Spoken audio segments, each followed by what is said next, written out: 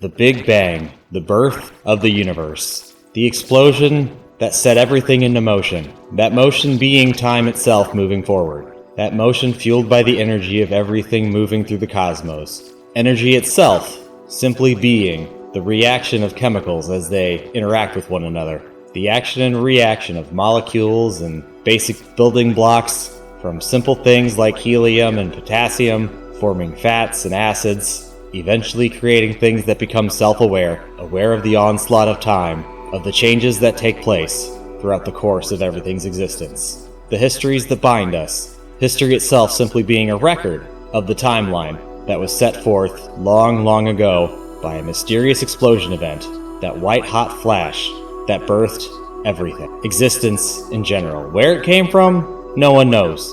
All that is known is that before, there was not, and then it was distraught. An explosion, a violent action, some kind of violent explosion that caused everything to propel forward. Because it had to. As I lay here, staring at the lifeblood flowing out of me, I think of the explosion that brought me to this point. The explosion that created this universe, and which ended mine. Calm and collected despite my impending end, I reflect on the things that I've done in my life, the things that I never did, the things that, if I had a different perspective, perhaps I would have. Though there is only one timeline going forward, the choices that we make are the ones that have been made. The only thing that matters is the here and now, our current point on this timeline. Possibilities, hypotheticals, it's all fodder for storytelling, but ultimately, it's always just a story. It can perhaps inform the future. It can alter the course of things that have not happened yet, but there is no way to go back and change anything. No way to put this blood which is spilling out back in where it belongs. It has found its exit, and it is slowly spreading. Not unlike the molecules from the Big Bang, the universe itself is expanding more and more as time goes on. Nothing can stop that. Nothing can stop the galaxies, the star clusters, the planets, the gases, the pockets, everything from drifting slowly away from each other. Energy itself is simply chemicals reacting to one another, and it is said that matter cannot be destroyed. It only transforms. It only changes. Like time, no one is immortal. Immortality is a construct of human imagination, from fear of the unknown, from the fear of change. The fear that the time that binds us and creates this universe in which we live in. The entire reason why we are here, but we are afraid of it because we do not know the outcome. But the fact of the matter is, we cannot know the outcome because we are a part of it. They say that before dying, your life flashes before your eyes. That is simply you being taken out of the timeline, and you are taking a step back from the life that you were a part of and seeing the big picture. You can finally have the full perspective of the entire picture once you are not a part of it. When you are trapped in the stitching of the painting, it is impossible to see everything. But once you see everything, it makes sense.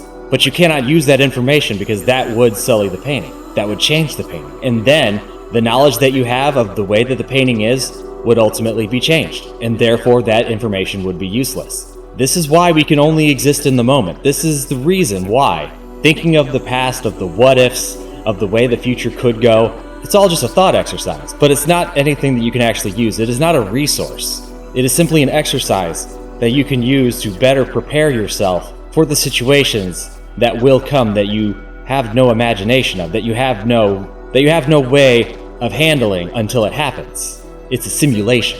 And a simulation is not life, but it can prepare you for the real thing if you do it right. I can feel my heartbeat. The blood does not know yet that there is an exit that it is pouring out of. As far as the rest of my systems are concerned, they can tell that something is going on. The pressure is lessening inside of me because the contents are spilling out, but ultimately, everything is trying to continue onward.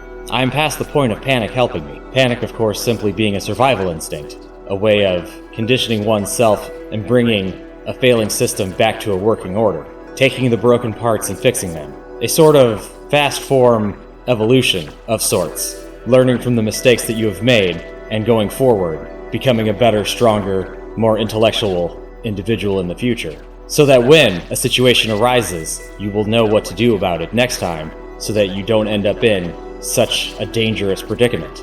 Avoiding dangers is typically the way that you stay in this life for longer. Not everyone is so lucky. Some situations are more impossible to avoid than others. People are born into failing circumstances with the odds stacked against them, Some are born with a silver spoon in their mouth, and then they have other things to create the difficult life ahead of them.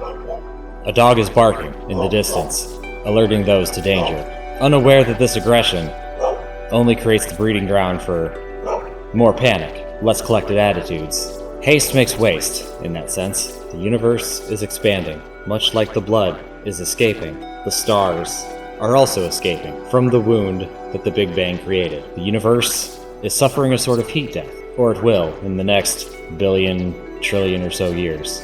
However long it takes, it's impossible to actually know, because we don't even really know the size of the full universe, and therefore, it could take the rest of eternity for it to happen, completely. But the heat death, it is occurring. Our time in this world is very limited because the temperature goes too low. Our form of sustained life will not continue.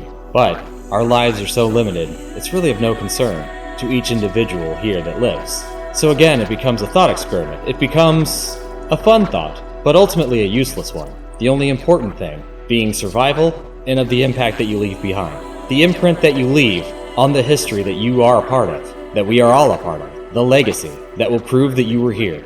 Everyone's always worried about the impact that they make. The impact on themselves, from their good choices, their bad choices, the impact they leave on others, the inspiration that they drive, and the depression that they leave behind. Everyone always wants to make a good impression, but good is simply an emotion.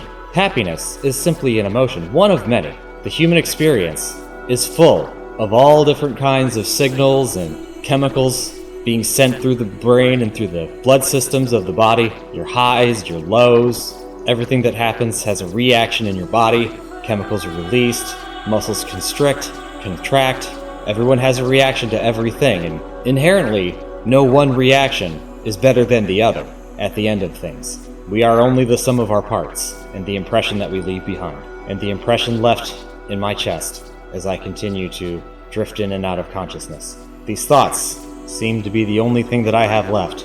My muscles fail me, the words fail me. It's getting low now. I cannot help but wonder if the impression that was left in me could be judged as anything other than a bad thing. But it's not for me to worry about now. My timeline will soon be plucked, and I will be finished. My epilogue will be written by someone else. My actions, my words, coordinated by those who care, as plentiful or as few as there may be. There's no way of me knowing until I'm plucked out of the painting and I see the big picture. I see the entire thing. I do wonder if there was anything I could have done any better. I learned certain lessons, I forgot others. Stuck in the hustle and bustle of everyday life, if you don't have a clear goalpost in mind, it's hard to really know. It's hard to really know where you need to apply your efforts, your mental energy. Worried about leaving that impression that you want to leave with that significant other who may not find you significant. It is nothing that we can do anything about, but we do get wrapped up in the stories that we tell ourselves, the mental wanderings when we are cold and alone and trying to humor ourselves with scenarios, imagined or otherwise, recollecting things that all went by, unhinged from the timeline, able to explore without being a part of it. Being able to relive one's memories would be interesting, but ultimately futile because it is not real. Nothing in a memory is actually real, it's just a collection of emotions and experiences. The way that your brain reacted to certain stimuli, recorded in fatty tissue and brought back up using neurons connected to things that are happening in your current life. Everything daisy-chained to everything else. Without those connections,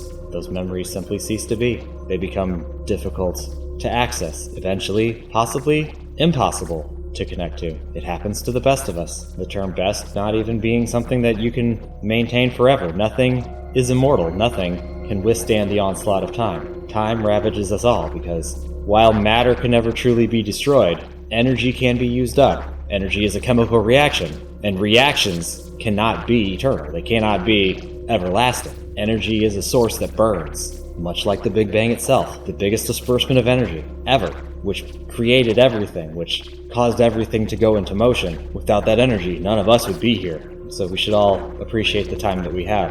However short, however long, however fleeting, no matter how long it feels, once it's summed up, it never feels like it's enough. Because while human beings fear the unknown, many are still marveled by it, because it's full of potential. Death being the realization that that potential is almost up. The unknown being gone. The unknown finally being known. Simply saying, I know what the future holds. It doesn't hold much. It's winding down. This music box has played its last tune. It is impossible to know now what more could have transpired. More notes could have been clung, could have been played. It would have sounded the same, it would have been the same repeated motion, but it sounded nice. Life sounded nice. When you were in it, it didn't seem like much because it all was just part of a pattern, an eternal pattern that you were stuck in, that you were a part of. It all became so drab and so boring, and so you thought, I need a change. I need to mix this up. I need something different. And so you pluck yourself from the pattern that you were stuck in, only to find yourself stuck in a new pattern, an unknown pattern, one that filled you with panic, anxiety, fear. But as we grow older, we learn to deal with that anxiety, we learn to deal with that panic, whether it be through meditation, or pills, or through stimuli of other sources, through physical touch, through companionship, whatever it is that we use to keep our anxiety and our fear at bay. We all develop these systems in us, and that becomes how we cope with life. An onslaught of change, an onslaught of different things happening, and us learning how to deal with and cope with all these changing variables. Today does not have to be the same as tomorrow, but there's a likelihood that it will be. In the short term, things don't really seem to change much at all. And if they do, then, well, you would just be full of anxiety and panic, and therefore you would be much less comfortable. Everyone is, of course, wired differently. Some are thrill seekers. Some just like to stay home with a good book, with a loved one, with their support structure. Some need more support than others because they didn't get that support growing up. Some create that support, and some resort to other more chemical solutions. It cannot be helped. Everything in the brain is a chemical. Everything in life is really a chemical. Actions and reactions, that's what energy is, and therefore searching for the chemical that frees us from the panic is usually the one that we go for. Human beings in their infancy, they had that hunter instinct, that survival instinct. They had to stay alive. The panic helped identify the situations that they should be avoiding, or that they should power through. Those moments when they need to use their muscles and spend their bodies in order to overcome the obstacles they needed to overcome, so that then, decades later, they could feel like they accomplished something, despite the fact that what they accomplished was the same as what hundreds of thousands of others had also accomplished. All of our feats in the big picture all kind of look the same, like a sine wave, like an ocean wave, like the pool of blood forming on the floor beside me. Not that it matters, of course, the mess I leave behind. I won't be here to clean it up. That'll be the landlord's discretion, the police that show up, the cleanup crew, whoever it ends up being. They will wipe my mark from this earth the same as time, whether it be them or whether this place be condemned, and then the entire place crumbles around the stain, and evidence of my existence will inevitably go. No matter what impact I could have had on this life, the impact of my life will be erased by time regardless. Whether it take a week, a year, hundreds of years, those statues will eventually crumble. They will be swallowed by the earth from whence they came. The people will forget my name. The people will forget the impact that I had. Every loved one that I've ever known will also be dead. And then their loved ones, and further on down the line, my impact will be about as meaningless as this entire rant was. But ultimately, the impact doesn't matter nearly as much as knowing deep down I did everything that I could. I tried. Whether I succeeded or not isn't really important, because success it's an illusion. It's simply goals met. And in order to meet your goals, you have to set realistic goals. If you don't set realistic goals, you're never going to get the dopamine that you need in order to feel like life had purpose and meaning. Purpose and meaning, of course, being a construct itself to help try to justify the time that we spend doing the things that we want to do or that we need to do. Justice also being a human construct. Justice itself, there's many, countless ways that justice is never served. And in some ways, justice is served far too swiftly for others. It's not something that any of us can truly control, but this is what happens when human beings try to corral each other like livestock. This is what happens when they try to take advantage of each other with their plots and the goals that they have in mind that they need more than their own effort to achieve. Whatever their original inspiration, it becomes distorted by the desire to have and control more. Control, of course, being the biggest illusion of all, because the only thing that we cannot control is the passage of time. That being the one thing that everyone would love to have control over, because then it would feel like you're not slave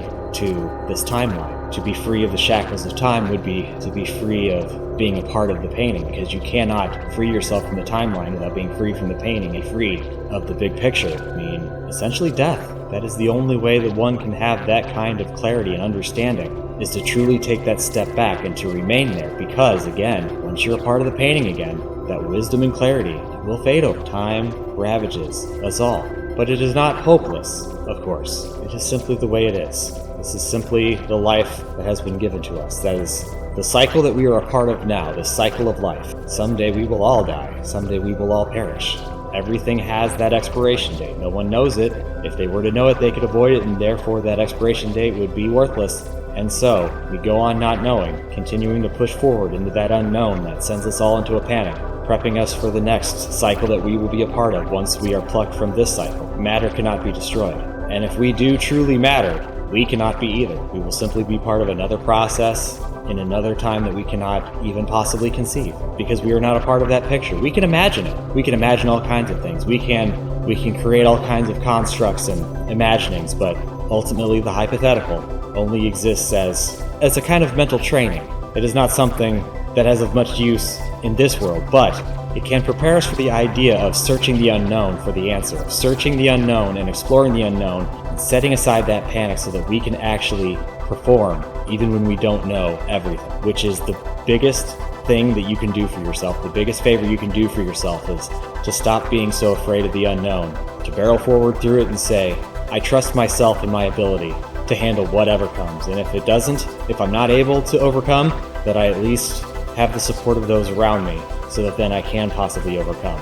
Nothing is done by yourself. It takes a village to raise an idiot, after all. And so we are a product of our society, but our society is also a product of us. We all have a say. We all have an impact. Taking a backseat to the dealings of the world does not mean that we are exempt from the guilt of the bad things that happen. That, of course, be perspective, but regardless, if you wish to make a change, you have to be the one to make the change. You cannot wish for the change and expect it to happen.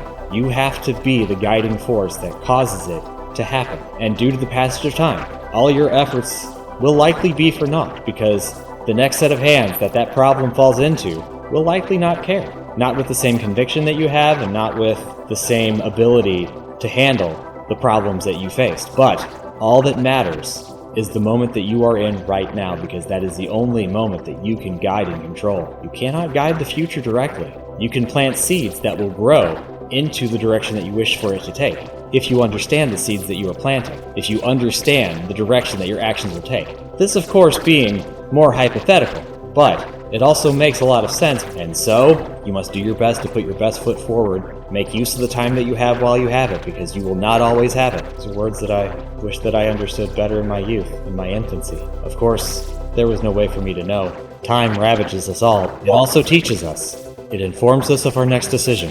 It allows us to learn and go on our own personal evolution. I am a nightmare creature, fueled by dumb internet comments. This is what I am. This is what I am.